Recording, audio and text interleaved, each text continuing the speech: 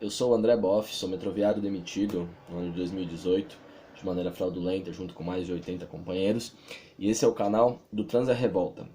Como eu havia prometido no último vídeo, hoje a gente vai discutir alguns conceitos básicos do marxismo. A ideia é que seja um processo que leve a uma série de debates e novos vídeos que possam tomar esses conceitos com mais atenção.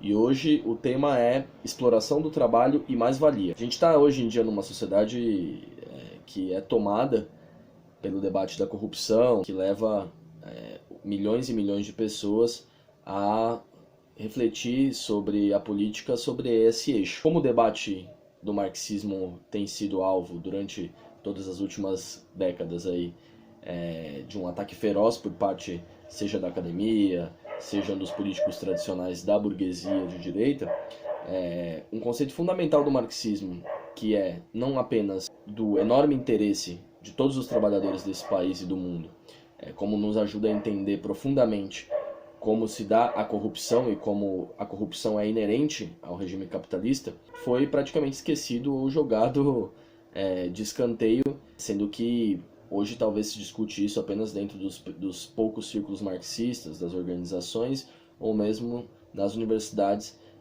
nos cursos de humanidades, mas não é um debate que é de domínio comum dos trabalhadores, e hoje a gente quer fazer esse vídeo para tentar, de alguma forma, transformar essa compreensão que, se por um lado é básica, por outro lado é fundamental e extremamente instrutiva de como se opera a corrupção e de como o capitalismo em si é baseado num roubo e na corrupção. A gente tem então um objetivo de popularizar e de tentar com esse vídeo chegar em mais pessoas. Para poder entender o que é a exploração do trabalho e mais especificamente a produção de mais-valia, a gente tem que entender o que é, de maneira geral ou a grosso modo, o capitalismo. O capitalismo ele nada mais é do que um modo de produção econômica e social, mas mais fundamentalmente um modo de produção de mercadorias para a sociedade. Diferentemente do que era o escravagismo, do que era na época do feudalismo e tudo mais, o capitalismo se diferencia pelo fato de que ele é um modo de produção de mercadorias em larga escala para o mercado. Mercadorias são produtos que têm, então, um valor de uso, tem certa utilidade, um lápis serve para escrever, uma maçã serve para comer, mas a partir do momento em que ele vai ao mercado, ele se transforma em mercadoria e passa a ter um valor de troca.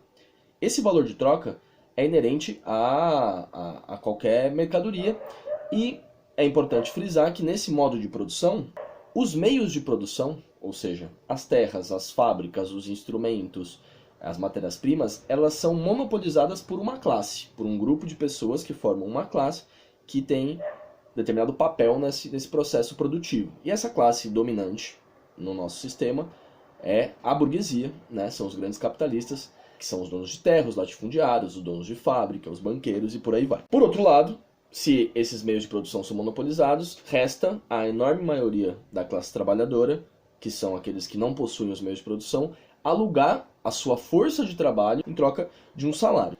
Posto essa questão, a gente tem que pensar, então, de que maneira as mercadorias se trocam entre si. Inicialmente, bem antes do capitalismo, as mercadorias se trocavam pelo que a gente conhecia como escambo. Então, vamos supor, eu quero trocar uma cadeira por sal, e aí eu troco, sei lá, uma cadeira por determinada quantidade de quilos de sal. Mas isso foi ficando cada vez menos prático. Para poder resolver esse problema, se criou, também bem antes do capitalismo, o que se convencionou chamar, na obra marxista, de equivalente geral de troca. Ou seja, um intermediário, que é o que a gente conhece hoje como o dinheiro. Esse dinheiro ele serve, obviamente, para poder intermediar e facilitar essas transações. Mas isso leva a gente a uma outra pergunta. Como se determina o preço dessas mercadorias? Basta a gente observar como as coisas se dão na realidade.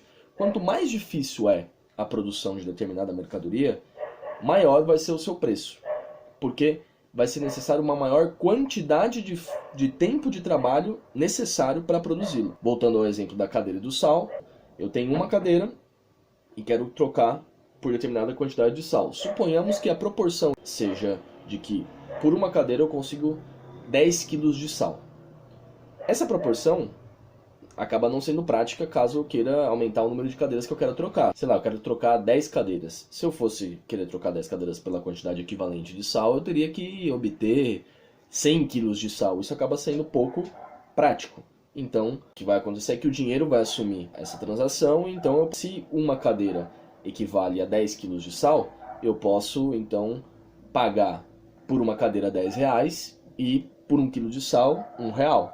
E essa proporção vai progredindo e assim eu consigo estabelecer uma maior fluidez na transação, na troca econômica. Mas o mais importante de todo esse conceito é que para você determinar o preço, o valor de uma determinada mercadoria, é preciso observar o tempo de trabalho necessário para se produzir essa mercadoria. Por exemplo, no caso da cadeira, uma quantidade de maquinário, você precisa invernizar, você precisa cortar a madeira, você precisa dar forma, você precisa observar o seu eixo ergonômico, ou seja, é muito mais custoso do ponto de vista de tempo de trabalho você produzir uma cadeira do que você obter um sal que você, se tiver acesso a uma mina, pode simplesmente chegar, utilizando um maquinário simples ou até mesmo a força manual, obter aquela determinada quantidade de sal e por isso o sal é mais barato do que a cadeira. Aqui a gente entra então num ponto fundamental que é na questão da força de trabalho. Porque a força de trabalho, como qualquer mercadoria, ela também possui o seu preço. E aí você me perguntaria, mas como se determina o preço da força de trabalho? O preço da força de trabalho, assim como qualquer outra mercadoria, se determina também pela quantidade de tempo de trabalho necessário para produzi-la.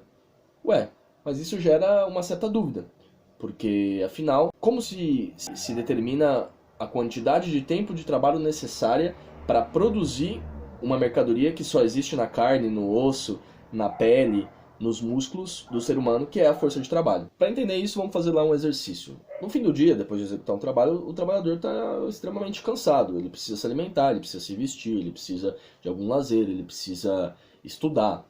Ele precisa, então, em certo sentido, restituir a sua força. Dessa forma, a gente consegue entender como se determina o valor da força de trabalho.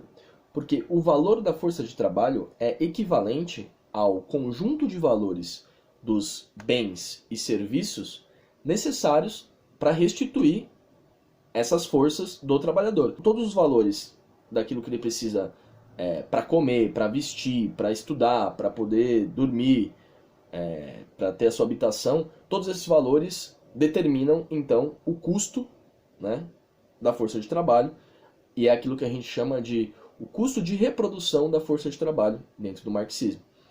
Esse custo da reprodução da força de trabalho, ele não é uma coisa fixa, ele varia culturalmente. Por exemplo, para um inglês, ter um chá, dentre os valores que são necessários para se restituir, é muito mais importante do que, por exemplo, para um brasileiro. Mas, por outro lado, por um brasileiro, pode ser que ter determinadas quantidade de arroz e feijão, ou seja, valor de determinada quantidade de arroz e feijão como algo básico para poder suprir a sua força de trabalho, é algo fundamental. Então tem um aspecto cultural, tem um aspecto da luta de classe, porque os sindicatos lutam para fazer com que o salário não esteja tão distante da proporção dos valores dessas mercadorias e por aí vai. Essa ideia ela é bastante importante porque aqui a gente entra diretamente no processo de produção do capitalismo. Então, supomos que a produção começa. Então o capitalista foi lá, ele comprou a matéria-prima, a fábrica, o maquinário, ele alugou a força de trabalho do trabalhador por um determinado salário, começou o processo de produção. As mercadorias começaram a surgir e conforme essas mercadorias vão surgindo, elas absorvem tanto os valores que correspondem às matérias-primas e à manutenção do maquinário, quanto o valor desse aluguel da força de trabalho. Essa mercadoria, quando é produzida, ela absorve esses valores e cristaliza esses valores dentro de si. Então o capitalista tem como custo, por um lado, os valores das matérias-primas e, por outro lado, os valores da força de trabalho. Então vamos fazer um exercício para poder visualizar o processo de extração e de produção da mais-valia. Suponhamos que o capitalista foi lá, nesse processo ele contratou 30 trabalhadores para trabalharem por 3 dias, no total, cada um deles trabalhando 30 horas. Suponhamos também que o valor dessas matérias-primas necessárias para poder fazer essa determinada produção é de 600 horas de trabalho. Então, a soma dos valores das máquinas, das terras, da matéria-prima, do combustível dá 600 horas de trabalho. No final dessa produção, podemos dizer então que o trabalho desses 30 trabalhadores geraram 900 horas de trabalho. Essas 900 horas de trabalho se somam a essas 600 horas, que são o valor dessas matérias-primas que foram necessárias para a produção, e então esse conjunto de mercadorias produziu, no final das contas, um equivalente a 1.500 horas de trabalho. Mas quanto ele gastou? Aí é que está o pulo do gato. Ele pagou de matéria-prima 600 horas, e para a força de trabalho, quanto ele pagou? Ele pagou o equivalente às 900 horas, que foi aquilo que os trabalhadores, trabalhando por todo esse tempo, geraram? Não. O capitalista, quando ele remunera os trabalhadores, ele não remunera os trabalhadores de maneira equivalente à quantidade de horas de trabalho esse trabalhador produziu em mercadorias. Ele paga o equivalente aos custos de reprodução da força de trabalho. Aquilo que eu te disse que são os valores correspondentes ao total de serviços e bens necessários para que esse trabalhador possa, nos próximos, depois desses 3 dias que ele trabalhou, restituir suas forças e voltar para o trabalho. E esse valor é muito menor do que 900 horas. Suponhamos que os valores para poder restituir a sua força em 3 dias sejam equivalentes a 450 horas. O capitalista vai pagar para o trabalhador 450 horas. Só que o trabalhador gerou 900 horas com o seu trabalho. Então, a diferença entre o que o trabalhador produziu e aquilo que ele está recebendo do capitalista, ela é grande, e é isso que se configura no que a gente chama, dentro do marxismo, de trabalho excedente, que por sua vez gera um mais-valor. Mais-valor é a mesma coisa que mais-valia.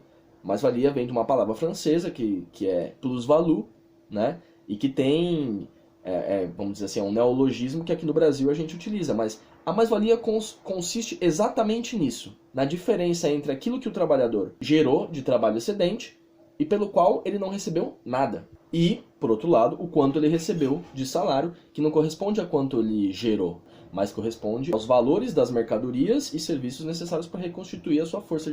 Um outro exemplo para ficar mais simples. Suponhamos lá um chapeiro no McDonald's. Suponhamos que o cara trabalha por 22 dias, ele produz em cada dia 100 sanduíches e esses sanduíches valem R$20 cada um deles. Então no final do mês vai acabar gerando R$44.000 de valores. Vamos supor que os custos de produção, né, o custo com matéria-prima, com maquinário, com manutenção, ou seja, com carne, pão, manutenção da chapa, manutenção das máquinas, seja o equivalente a R$3.000. E suponhamos que ele receba como salário R$1.000, como é basicamente o que acontece nesses trabalhos precários. Então, o que vai acontecer é que o custo do patrão vai ser de R$4.000, porque são os 3.000 dos custos de produção, mais R$1.000 com o custo do salário desse trabalhador. Mas, por outro lado, esse chapeiro gerou R$44.000. E é aí que está o processo de mais-valia. Ou seja, a diferença entre aquilo que ele gerou como fruto do seu trabalho e aquilo que ele recebeu vai fazer com que esse capitalista receba no final do mês R$40.000. E é por isso que todos os patrões seguem sempre querendo que você trabalhe mais, que você aumente a jornada de trabalho, que faça hora extra, porque é exatamente dessa quantidade de trabalho excedente que você executa que ele tira o lucro dele. E aí a gente entra em outros 2 conceitos, que são os conceitos de mais-valia absoluta e mais-valia relativa, que são as formas que o capitalista tem para ampliar a sua extração de mais-valia, a sua extração de mais valor. Por um lado, a mais-valia absoluta diz respeito ao aumento da jornada de trabalho, da pressão, das ameaças para que você aceite receber um salário menor e produza cada vez mais mercadorias para ele ampliar a sua quantidade de lucro. E por outro lado, é a mais-valia relativa, que tem a ver com a ampliação da capacidade técnica, ou seja, um aprimoramento do desenvolvimento tecnológico para que você, trabalhador, produza mais em menos tempo, com mais eficiência, e assim gere mais lucro aos grandes capitalistas. Dessa forma, a gente consegue entender que a mais-valia, ela nada mais é do que a fonte do lucro do capitalista. E a fonte do lucro do capitalista nada mais é do que um valor que é gerado pelos trabalhadores, pelo qual os capitalistas não pagam nada. E esse é o conceito fundamental para entender como a nossa sociedade ela é fundamentalmente baseada no roubo e na exploração do trabalhador. Na exploração do trabalho excedente gerado pelo trabalhador. E isso é um mecanismo legalizado, aceito, legitimado por todas as instituições do Estado. Entender isso é a base fundamental para entender como um Estado em que nós vivemos não é um Estado que está acima e trata todas as pessoas da mesma maneira. Não, esse é um Estado dos patrões, dos capitalistas, dos grandes magnatas, que opera enriquecendo uma pequena porcentagem das pessoas através de um mecanismo de exploração da enorme maioria. Esse foi o canal do Trans e Revolta. Não esquece de assinar aí o sininho para poder receber novos vídeos, curtir, comentar, dizer o que você acha disso nos comentários para poder mobilizar aí os algoritmos e fazer com que a gente consiga chegar em mais pessoas. Um abração.